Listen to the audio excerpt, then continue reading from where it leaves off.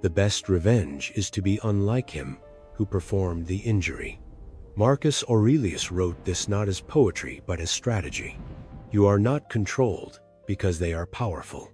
You are controlled because your reactions are predictable. They already know what will happen next. They know you will explain. They know you will defend. They know you will clarify. You believe explanation is dignity. You believe the more you communicate, the more respect you earn. Reality is colder. Every explanation you give to someone committed to misunderstanding you becomes intelligence. Data. A psychological map. A set of coordinates that leads directly into your nervous system. Your anger. Your guilt. Your fear of conflict. Once they know the map, they do not need force. They only need to press the right place. Stop giving them the coordinates of your peace. Look carefully at the exhaustion.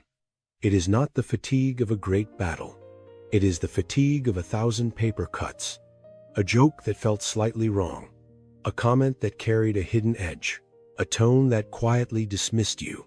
An interruption that erased your voice in the middle of a sentence. Nothing dramatic enough to start a war, but enough to disturb your equilibrium. So the mind begins its nightly ritual. Replaying, reconstructing. You sit alone rehearsing conversations that never happened. Maybe you should send a long message. Clarify the misunderstanding. Explain your intention. Restore harmony. Be understood. And so you begin typing. Paragraph after paragraph of emotional labor. Meanwhile, the other person sleeps peacefully. Because the trap is already working. You are investing your psychological energy into someone who is only measuring how far you will bend. You are no longer living in clarity. You are living in anticipation. Watching. Preparing. Bracing. Rehearsing. That is not peace. That is taxation on the mind. Disrespect rarely begins as an open attack. It begins as an experiment. A small comment, a subtle dismissal, a sarcastic tone, a smirk that carries ambiguity. Then they watch. They observe carefully. If you laugh nervously, they learn something. If you over-explain, they learn something else. If you react emotionally, they gain something valuable. Information. People rarely analyze your arguments. They analyze your reactions, because reactions reveal leverage. Your nervous system becomes a control panel. One button triggers anger. Another triggers guilt. Another triggers your need to prove yourself. Once someone understands this control panel, the dynamic changes. You believe you are arguing. They know they are experimenting, testing, mapping, learning how easily your internal state can be moved. This is where Stoicism becomes powerful, not because it makes you passive, but because it removes predictability, and unpredictability is the enemy of manipulation. Marcus Aurelius lived inside a world of noise. Rome was not peaceful. Political betrayal was normal. Corruption existed everywhere. Ambitious men competed constantly for influence and power. Yet Marcus wrote something remarkably simple. Choose not to be harmed, and you won't feel harmed. This was not denial.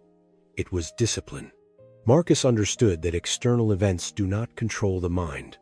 The mind participates. It decides which signals enter, which reactions emerge, which emotions escalate. His power did not come from control over others. It came from control over access. Who enters the mind?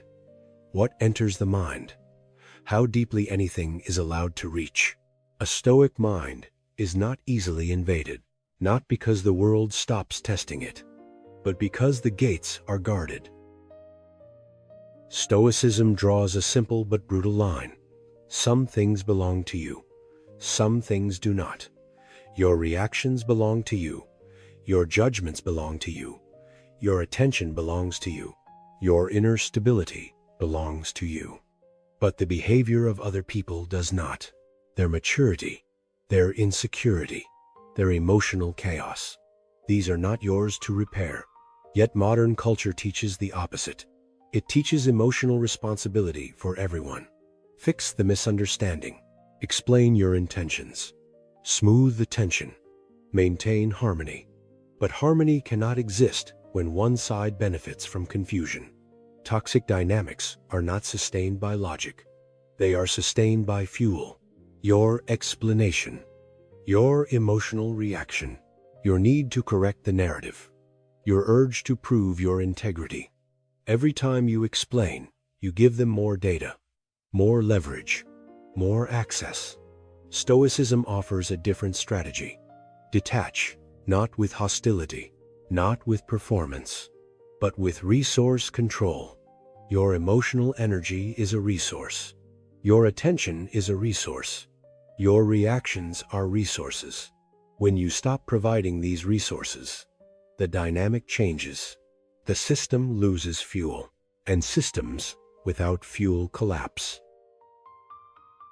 Imagine an ancient fortress standing on a cliff. Amber sunlight spilling across stone walls. Below it the ocean crashes violently. Waves slam the rocks.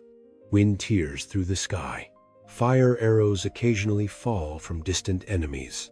But the fortress does not run out to argue with the storm. It does not explain to the ocean why the waves are unfair. It does not negotiate with every arrow falling from the sky. It holds the gate. Stone meets chaos. Structure meets disorder. And because the gate remains closed, the fortress remains intact. Toxic people operate by dragging you out of your fortress, into the open field of emotional reaction, where confusion is easier to manipulate. But when you remain inside your structure, their arrows lose power. Noise strikes stone, emotion meets silence, and chaos finds no entry point. You do not need a complex philosophy. You need 3 strategic shifts. 1. Cease explanation. The moment you stop explaining yourself to people measuring your tolerance, the dynamic changes. Explanation feeds manipulation. It provides emotional data. It reveals insecurity. It invites negotiation where clarity should stand. Silence removes the map. No coordinates. No emotional blueprint. Just a closed door. 2. Observation. Overreaction. Instead of asking, why are they doing this? Ask a different question.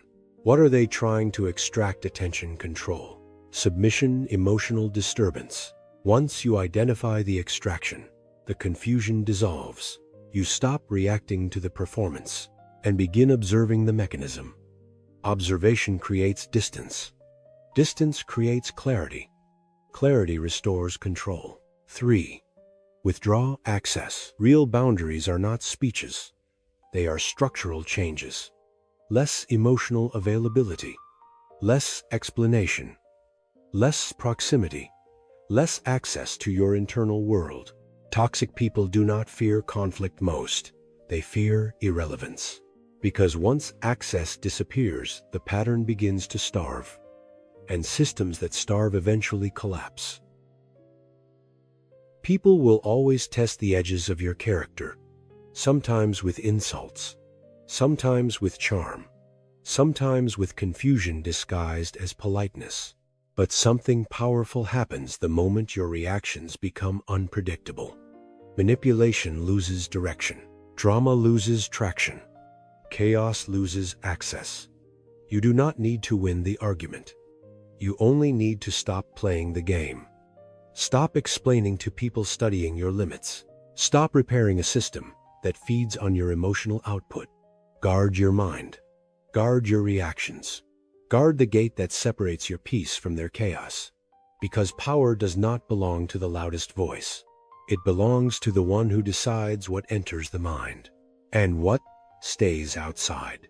If something in these words felt familiar, then perhaps you already know it is time to close a few gates. Quietly, without explanation, and let the world discover that your peace is no longer predictable.